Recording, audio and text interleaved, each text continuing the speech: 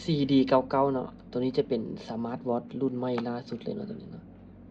ตัวนี้เป็นรุ่นใหม่ล่าสุดเลยเป็นสมาร์ทวอทรุ่นที่ใส่ซิมได้เนาะ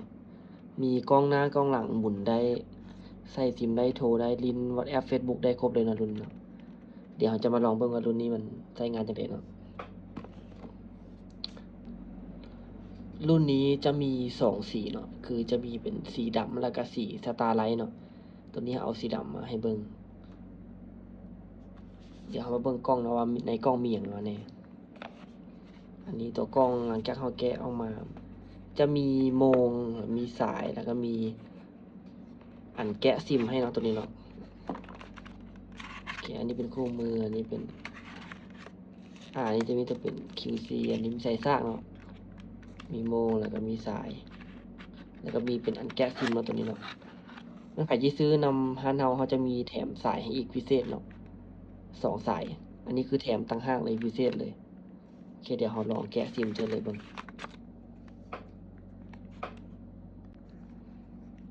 ตัวนี้ใส่ซิมได้เนาะแล้วก็มีลำโพงมีกล้องหน้ากล้องหลังหมุนได้เดี๋ยวเราลองแกะซิมกันวิธีแกะก็คือแทงเข้าตัวนี้เนาะแล้วก็งัดออกมาประมาณนี้โอเคเดี๋ยวเราลองเอาซิมใส่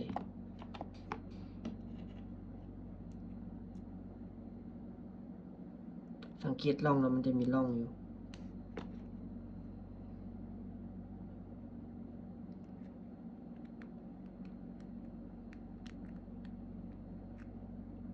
เป็นหาร่องให้ถึงเนาะโอเคอันนี้ใส่ผิดร่องโอเคหลังจากใส่ซิมแล้วคือเราต้องปิดเครื่องก่อนเนาะเพราะว่ามันจะยังบ่ขึ้นสัญญาณมันยังบ่ขึ้นเราต้องปิดเครื่องก่อนเทื่อนึงหรือว่ารีสตาร์ทเครื่องก็ได้กดชัตดาวน์แล้วเปิดใหม่หรือว่ารีบูตก็ได้ตัวที่2เดี๋ยวถ้ามันเปิดเครื่องก่อนหลังจากเรากดรีบูตไปเนาะเครื่องมันจะปิดเครื่องแล้วก็เปิดใหม่เองเนาะมันก็ขึ้นสัญญาณไว้เลยอันนี้เป็นหลัก7เนาะที่ผ่านมันสามารถเชื่อม Wi-Fi ได้บลูทูธได้มีโหมดเครื่องบินปรับเสียงปรับแสงหน้าจอได้เนาะอันนี้จะเป็นกล้องตัวนี้เบิ้ลปุ่มนะตัวนี้ตัวนี้เป็นบอนใส่ซิมตัวนี้จะเป็นปุ่มอันนี้เป็นไมค์เนาะหูไมค์อันนี้ปุ่มดับหน้าจอหรือว่าเปิดหน้าจอหรือว่าปิดเครื่องเปิดเครื่องก็กดตัวปุ่มนี้ค้างไว้เนาะตัวนี้เดี๋ยวเราลองสามารถเอาแสงหรือว่าเอาเสียงขึ้นได้เนาะอันนี้แสงขึ้นลงได้ปกติเลยหรือว่าเสียงก็ปรับขึ้นได้ตอนนี้เลยหน้าจอตัวนี้สามารถเปลี่ยนรูปได้หลายเนาะเราจะเปลี่ยนเอารูปเอาขึ้นหรือว่าเอาแบบที่แบบในเครื่องมาให้แล้วก็มีเนาะมีหลายอันลองเลือกเบิ่งกดค้างไว้อยู่หน้าจอหลักเนาะมันจะเป็นตัวอย่างตัวนี้โอเคมันจะเป็นสิอยากเปลี่ยนก็มีหลายแบบเนาะเราเลือกได้สมมุติถ้าเราอยากเอารูปเอาขึ้นก็เลื่อนมาทางขวาสุดเนาะจะมีเป็นรูปตั้งค่าเนาะกดเข้านี่อันนี้คือเราเลือกว่าเราจะเอารูปได้ขึ้นตัวนี้จะเป็นสีสตาร์ไลท์เนาะสีตัวนี้กดใส่เลยโอเคอันนี้คือได้ละเราสามารถโหลดรูปมาไว้ในเครื่องแล้วก็เปลี่ยนตามใจได้เนาะวิธีเข้าเมนูคือกดปัดทางขวานี่ตัวนี้หน้าจอจะเป็นหน้าจอ Super AMOLED เนาะคือสัมผัสลื่นไหลตัวนี้อันนี้เป็นกล้องโอเคเดี๋ยวออกจากกล้องก่อนเรื่องการสัมผัสนี่คือลื่นไหลไม่ต้องห่วงเลยหน้าจอ Super AMOLED นี่คือแบบทัชสกรีนลื่นไหลตัวนี้จะมีPlay Store เนาะตัวนี้เนาะคือแบบเป็นร้านค้าแบบเดียวกับระบบ Android เลยเนาะไว้สำหรับโหลดแอปโหลดเกมเนาะแต่ว่ามันไผที่ใช้ครั้งทวิตมันต้องได้ลงทะเบียนก่อนเนาะก็คือแบบลงทะเบียนคือตัวรุ่นที่เป็นของ Android เลยเนาะคือใส่อีเมลใส่รหัสผ่านจังซี่ก็ใช้ได้ปกติละสามารถโหลดแอปโหลดเกมแบบในนี้มีครบเนาะ Facebook WhatsApp TikTok YouTube มันสามารถโหลดได้หมดเลยอันนี้เป็นแอปอันจะเป็นเกมเนาะโหลดเกมได้ปกติเลยอันนี้เราโหลดบางส่วนละเดี๋ยวเราไปลองเล่นเกมต่อไป วิธีออกจากแอปก็เราสิปัดนี่ก็ได้ปัดหน้านี้ปัดหน้านี้จะเป็นการย้อนกลับเนาะตัวอย่างเขากดเข้านี้เนาะอยากย้อนกลับก็ปัดนี้บัดหนึงอยากออกจากเมนูเลยก็กดนี่เนาะกดปุ่มค้างแล้วมันจะออกให้เลยอันนี้เป็นหน้าจอหลักเนาะวิธีหลังจากเราบ่ได้ใช้งานแอปต่างๆแล้วให้เราปัดลงมาแล้วกดใส่ตัว3ขีดนี่เนาะมันจะมีแอปที่เราแบบเปิดค้างไว้นะอันนี้เป็นกองเนาะถ้าอยากลืมประวัติการใช้แอปมันก็ปัดไปทางซ้ายอันนี้ Play Store ก็ปัดไปโอเคเพื่อป้องกันบ่ให้มันกินแรมแล้วก็บ่ให้มันกินแบตเตอรี่เราเนาะโมงมันจึงบ่ร้อนอันนี้เป็นเกม Messenger TikTok Facebook อันนี้คือใช้ได้ปกติเลยเนาะมีแบบใช้ทุกอย่างได้คือโทรศัพท์เลยแต่ว่าจะมีตัวหนึงเนาะคือแบบตัวนี้บ่ฮู้ว่าระบบมันเป็นจังไดเนาะคือมันบ่สามารถกดสี่เหลี่ยมได้ตอนโทรตัวอย่างเขาสิกดเบิ่งเบอร์เนาะ1 2 2สี่เหลี่ยมมันกดเวลากดโทรไปแล้วสี่เหลี่ยมมันสิหายนะวิธีแก้ก็คือให้เรามาเซฟเบอร์ก่อนตัวอย่างเราจะตั้งเน็ตหรือว่าอยากกดเบิ่งเงินเน็ตเราให้เราไปเซฟเป็นเบอร์ก่อนเข้าตัวนี้รายชื่อนี่เนาะให้เราเซฟเป็นเบอร์โอเคกดบวกนี่เนาะกดเข้ามามันจะให้เราใส่ชื่อเนาะนี่คือตัวนี้บันทึกใส่ซิมเนาะใส่ชื่อใส่นามสกุลแล้วก็ใส่หมายเลขชื่อนี่เราใส่หยังก็ได้ตัวอย่างใส่เป็นเบอร์โอเคใส่แบบโอเคตั้งเป็นเบอร์แล้วกดถัดไปนามสกุลก็ไม่หยังก็ได้บีซะอันนี้หมายเลขก็คือให้เราใส่ไปดอกจัน1 2 2แบบสี่เหลี่ยมโอเคนี่คือแล้วเนาะกดปัดมาทางซ้ายเนาะมันจะนี่อันนี้คือเรียบร้อยแล้วกดบันทึกไปโอเคมันจะเบอร์บีตัวอย่างเขาอยากเบิ่งเขาอยากเบิ่ง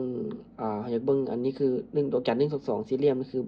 เบิ่งเบอร์แล้วก็เบิ่งเน็ตเบิ่งเงินเนี่ยเนาะตัวนี้เขาก็กดโทรได้เลยมันก็สิมันจะรันได้เลยโอเคนี่เบอร์เงินมีเท่านี้นะนี่คือวิธีการใช้เนาะ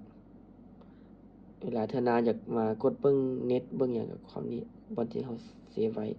เบอร์บีนี่โอเคกดโทรมันก็จะเช็คให้ไปเลยวิธีเราอยากเวลาอยากตั้งเน็ตเราก็ใช้วิธีเดียวกันเนาะคือแบบมันมาเซฟเป็นเบอร์ไว้ก่อนเดี๋ยวเราเบิ่งส่วนของตั้งค่าเนาะตัวนี้สำหรับไผที่เปิดเครื่องมาใช้ใหม่มันจะเป็นภาษาอังกฤษเนาะเราสามารถเปลี่ยนเป็นภาษาไทยได้เลื่อนลงมาจับจุดมันจะเป็นโลโก้เป็นตัวไอวงมนเนาะระบบเนาะอันตัวบิดเนาะเป็นการในโลกมันจะเป็นบอนเปลี่ยนภาษาโอเคอันนี้เราเปลี่ยนภาษาไทยแล้วเราสามารถเพิ่มภาษาได้เนาะว่าอยากได้ภาษาตัวใดภาษาลาวก็มีเนาะตัวนี้คือแบบเลือกได้เลยอันนี้ลงภาษามักภาษาใดก็เลือกเอาตามใจหลังจากเขาเลือกภาษาแล้วเราก็กดค้างขึ้นมาถึงเนาะเพื่อเปลี่ยนภาษามันจะภาษามันจะเปลี่ยนไปเนาะเดี๋ยวเอาภาษาไทยก็โอเคกดค้างแล้วเลื่อนขึ้นมาเพื่อเป็นการยืนยันเนาะว่าเขาจะใช้ภาษาใด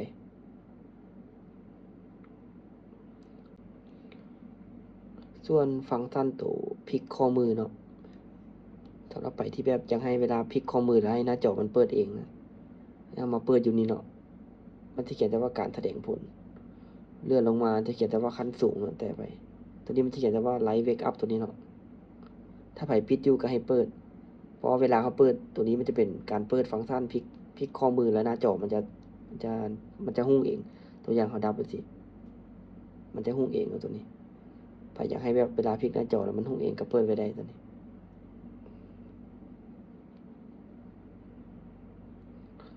เดี๋ยวเอามาเบิ่งกล้องเนาะวิธีกล้องก็คือทางหลังมันจะมีหูอยู่เนาะเอามือนี้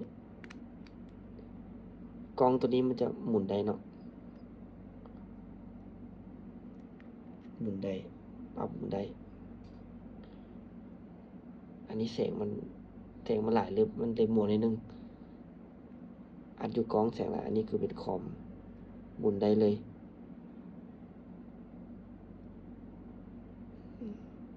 ประมาณนี้เนาะสามารถวิดีโอคอลได้ปกติเลยตัวนี้แบบวิดีโอคอลทาง Messenger บ่หรือว่าโทรเป็นอย่างนี้ได้ปกติเลยกล้องหมุนได้ ปิดเข้าไปกับบุญแล้วก็ปิดเนาะฟังก์ชันหลักๆก็มีประมาณนี้ส่วนแอปใดที่แบบในโทรศัพท์เราโหลดได้ก็คือเราสามารถโหลดใน Play Store มาไว้ในเกมบ่ไปสิมันจะเป็นเกม WhatsApp WeChat มีหยัง LINE Facebook ได้เบิดอันนี้ YouTube เนาะเสียงเราก็สามารถเพิ่มได้เพิ่มอยู่นิดนึงเสียงแต่อย่างนิดนึงโอเคอันนี้คือเสียง Which planet does the Galactic Empire destroy using the Death Star in A ตัว New นี้เสียง Hope? ดังฟังชัดตัวนี้เนาะ Alderaan. What is the name of Darth Vader's Sith Master in the prequel trilogy? คือเบิ้งในปกติเลย Darth Sidious. โอเคเดี๋ยวปิดแอปก่อน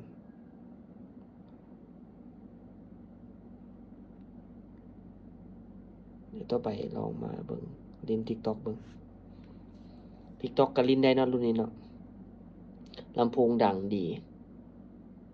ใส่ซิมได้มีกล้องหมุนได้ลินโทรได้นี่คือโทรได้ปกติเลยอันนี้จะเป็น TikTok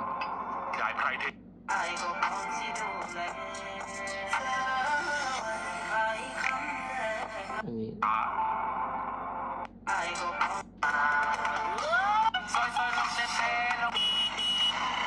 ปกติทุกอย่างเลยเดี๋ยวเรามาลองลินเฟซบุ๊กเนาะนี่จะเป็น Facebook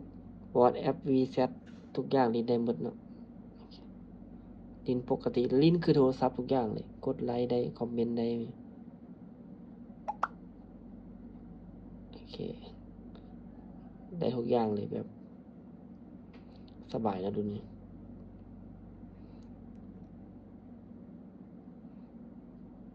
หลักๆก็มีประมาณนี้เนาะคือฟังก์ชันคร่าวๆคือแบบลินทุกอย่างคือโทรศัพท์เลยแต่ว่ามันเป็นโมงที่ลินทุกอย่างนี่คือโทรศัพท์อันนี้เป็นแบตเตอรี่เนาะมีโหมดต่างๆบลูทูธเชื่อมได้อินเทอร์เน็ตได้เชื่อม Wi-Fi ได้อันนี้เชื่อม Wi-Fi เนาะได้ทุกอย่างมันใครอยากเชื่อมก็เชื่อมอยู่ต่างค่าบลูทูธมีครบปรับแสงปรับเสียงได้หมดอันนี้เป็นโอเคอันนี้เชื่อมบลูทูธมีอย่างได้หมดเดี๋ยวหลักๆคำมีประมาณนี้มันไผอยากไปลองลิ้นตัวไหนก็ลองลิ้นมึงเนาะเกมก็ลิ้นเกมได้เลยได้ตัวนี้เดี๋ยวเขาไปลองลิ้นเดี๋ยวมันไผสะดวกกับไปลองโหลดเกมมาลิ้นมึงเนาะแต่ว่ามันจะลิ้นเกมพวกนักๆบ่ได้เนาะเพราะมันเป็นโมมันความจำตัวนี้จะเป็น32กิกแรม2กิกเนาะเอาไว้ลิ้นแก้คัดหรือว่าเอาไปพบพาไปโรงเรียนอย่างใดนี่คือสบายตัวนี้เดี๋ยวเขาก็เบิ่งวิธีสร้างเนาะเพราะมันยังมีหลายคนที่สร้างบ่เป็นเนาะวิธีสร้างก็คือเดี๋ยวเบิ่งสายสร้างก่อนตัวนี้จะเป็นมันเป็นสายสร้างที่แบบเป็นไวเลสสร้างแต่มันจะมีเป็นหูไฟเข้า2อันเนาะวิธีสร้างก็คือสังเกตเลยเฮาดึงสายนี่มาไว้ทางซ้ายเนาะเอามงตั้งขึ้นให้ตัวเล็กอันนี้มันตั้งเนาะแล้วเข้ากันไว้สิมันจะดูดจะเป็นเล็กดูดเนาะเห็นบ่เล็กมันจะดูดเดี๋ยวเราลองเสียบหัวสร้างมันก่อนเนาะเขาแนะนำให้เอาสายสร้างไปซุกกับหัวสร้างเด้อ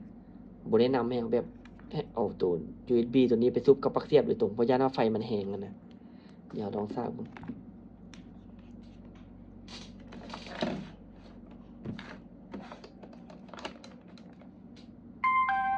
มันจะเข้าประมาณนี้เลยอันนี้คือสร้างสดๆให้เบิ่งเลยเดี๋ยวปลดสร้างมันก่อนฟังก์ชันคร่าวๆหลักๆก็ประมาณนี้เนาะมันไผยังบ่เข้าใจยังคล้องคาตัวใดก็ทักมาถามเติมเลยเนาะยังมีหลายอันลิ้นในลูกลิ้นหลายอยู่เนาะไผว่างก็ไปลองลิ้นเบิ่งโหลดเกมโหลดหยังจากกินไล่นี่ไว้เขาเวลาฮ้องเสียงนี่นักศึกษานี่คือแบบคักสุดตัวนี้แบบใช้ได้ปกติไปลองเบิ่งฟังเพลงก็สบายเนาะตัวนี้